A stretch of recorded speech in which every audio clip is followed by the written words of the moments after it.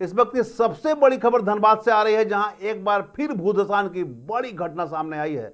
कतरास थाना क्षेत्र के छाताबाद में अचानक हुए भूधसान से 1 दर्जन से अधिक घर जमींदोज हो गए। एक 2 मंजिला मकान भी देखते जमीन में समा गया। घटना के बाद पूरे इलाके में अफरा तफरी मच गई है। स्थानीय लोगों ने घरों और जमीन में फंसे लोगों को बाहर निकाला। हादसे में करीब 1 दर्जन लोग घायल हुए हैं। घटना के बाद बीसीसीएल और जिला प्रशासन के खिलाफ लोगों का भारी आक्रोश देखने को मिल रहा है। नमस्कार, मैं धीरेन्द्र और आप देख रहे हैं मिरर मीडिया।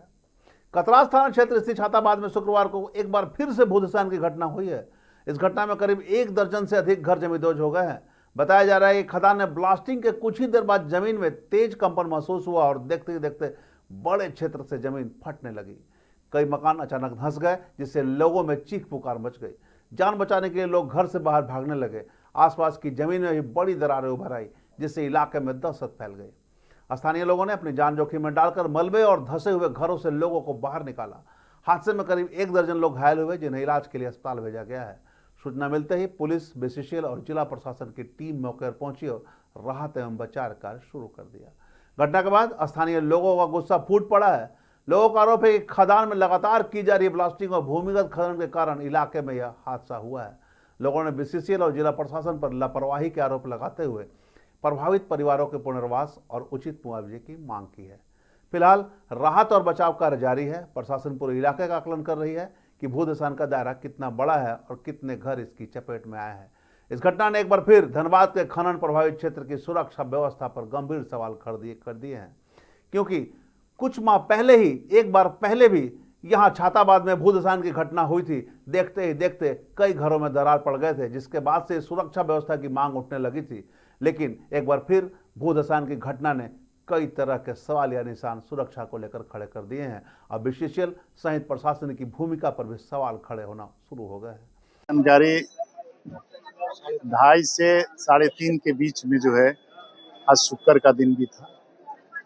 सभी लोग जो है घर अभी आए थे भोजन करने के लिए, और आउटसोर्सिंग कंपनी जो है एसटीजी कंपनी बगल में चल रही है, उसकी बीसीसीएल के द्वारा, बगल में भी बीसीसीएल अपना चला रही है सेल्फ, उसकी दोनों को हैवी ब्लास्टिंग के चलते जो है पूरा घर जो है जमींदोज हो गया।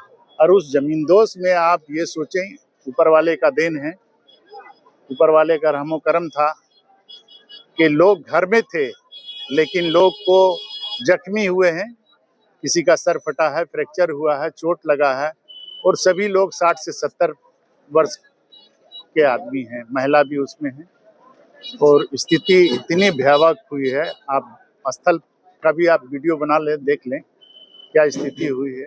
अगर बीसीसीएल की ये मनमर्जी और लापरवाही जो है चल रही है, इसको यहाँ की जनता इस बात का फैसला कर चुकी है कि अगर हमारा सही इंसाफ नहीं मिला, हमारा सर्वे होके जो है क्षेत्र को नहीं माने चिन्हित किया गया, तो हम लोग जो है इनका प्रोडक्शन अनिश्चितकालीन बंद रखेंगे, जब तक हमारे क्षेत्र को सुरक्षा में नहीं लाएंगे। कितने घर लगभग 8 से 9 घर, 10 घर के लगभग जमींदोज हो गए हैं, जो 20 से 25 फीट के जमीन के नीचे है। आपने लिख के भी पहले भी दिया है? हमने पहले भी लिख के दिया बीसीसीएल को। 7 तारीख को एक जमींदोज हुई थी 12, 13, 14, 15 परिवार का। उसके बाद तालाब जब घुस गया तो उसको जो है जमीन के अंदर जो है पानी तालाब का चला गया। उसके बाद उसको सिर्फ मुंह को भरा गया, और उनका कहना है बीसीसीएल को कि उस मुंह से पानी जब जाएगा तो और पिलर जो है मजबूत होगा। ये तो जीवन का पहला बात सुने, और ये पानी जाने के कारण भी और ब्लास्टिंग के चलते भी जो है इतना हैवी ब्लास्टिंग हुआ है कि पूरे क्षेत्र में जो है घर जो है हिला है। इसलिए जब तक हम लोगों को इंसाफ नहीं मिलेगा, तब तक हम लोग बीसीसीएल का जो है प्रोडक्शन नहीं चलने देंगे। देखना क्या है, पहाड़ जिस तरह से घुसता है, उस तरह से 20 ठो 2 तल्ला मकान अंदर घुस गया। 2 तल्ला मकान आधा तल्ला बन गया है। साथ में 8 लोग भी जमींदोज हो गए। उसका एकदम जीता जागता हम गवाह हैं कि यहाँ से हम गुजर रहे थे, और जैसे ही एसटीजी कंपनी हेवी ब्लास्टिंग किया 2:36 में, उसी टाइम ये पूरा जमींदोज हो गया। 8 लोग अंदर चले गए, स्थानीय लोगों के मेहनत से और मशक्कत से उन लोगों को निकाला गया, जिसमें कि एक बूढ़ी वृद्धा 75 साल की औरत पूरे अंदर धंस गई थी। उसको वो हॉस्पिटल में हॉस्पिटलाइज है। उसका सर पूरी तरह से फट गया है, एक पांव टूट गया है, उसको खींच करके कांधे पे उठा के सीढ़ी से बाहर उतारा गया है। एक 8 साल की बच्ची पूरे मिट्टी के अंदर समा गई, उसको मिट्टी हटा करके बच्चा को निकालने का काम यहाँ के स्थानीय लोगों ने किया।